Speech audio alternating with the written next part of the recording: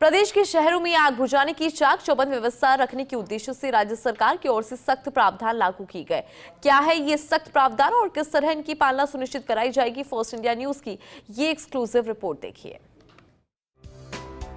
शहरों की अग्निशमन व्यवस्था को मजबूत बनाने के लिए राज्य सरकार की ओर से नए अग्निशमन प्रावधान 2026 लागू किए गए हैं। इमारतों को फायर एनओसी लेने और अग्निशमन उपकरण स्थापित करने की विस्तृत जानकारी इन प्रावधानों में दी गई है।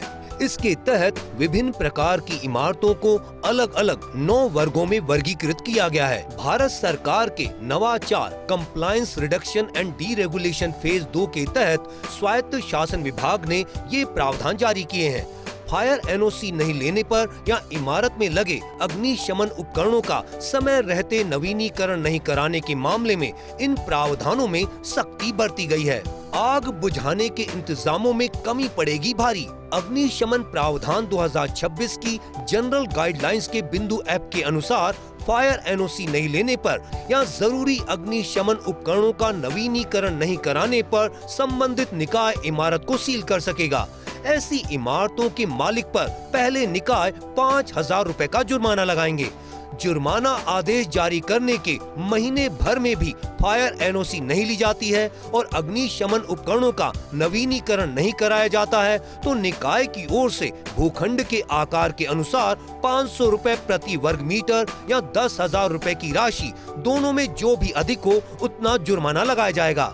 इसके बावजूद भी भवन मालिक निकाय के आदेश की पालना नहीं करता है तो इमारत सील होगी।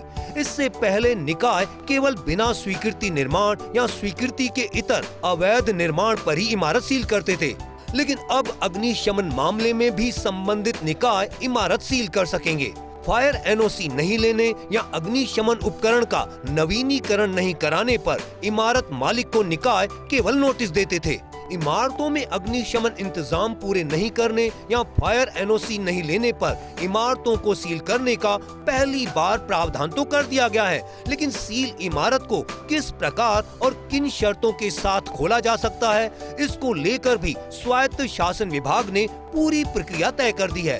स्वायत्त शासन विभाग ने निर्धारित की प्रक्रिया। अग्निशमन प्रावधानों में कोताही बरतने के मामलों में सील इमारतों को खोलने की प्रक्रिया निर्धारित। विभाग की ओर से जारी आदेश के मुताबिक सील खोलने के लिए भवन मालिक को प्रार्थना पत्र देना होगा। साथ ही 30 दिन में अग्निशमन प्रावधान पूरा करने का शपथ पत्र देना होगा।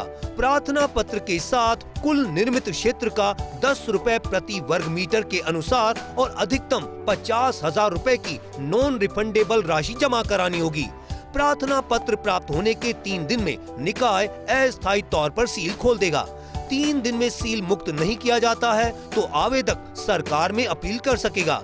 30 दिन या उससे पहले ही अग्निशमन प्रावधान की पालना कर दी जाती है तो ऐसी सूचना दिए जाने के 24 घंटे के भीतर निकाय अधिकारी निरीक्षण करेंगे।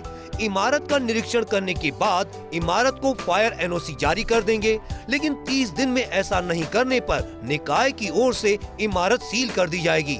इस सीलिंग कार्यवाही के खिलाफ अपील सुनने का अधिकार राज्य सरकार को होगा। इमारतों में आग बुझाने के पर्याप्त इंतजाम नहीं होने के कारण आए दिन दुर्घटनाएं होती रहती हैं। इन दुर्घटनाओं पर अंकुश लगाने के लिहाज से ही राज्य सरकार ने अग्निशमन प्रावधान 2026 लागू किए गए हैं। इनमें ये सख्त प्रावधान किया गया है कि अगर किसी इमारत के पास फायर एनओसी नहीं है या अग्निशमन के पर्याप्त इंतजाम नहीं है तो उस इमारत को सील किया जा सकेगा। कैमरा पर्सन इकबाल के साथ Abhishek Srivastava, first India news, Jaipur.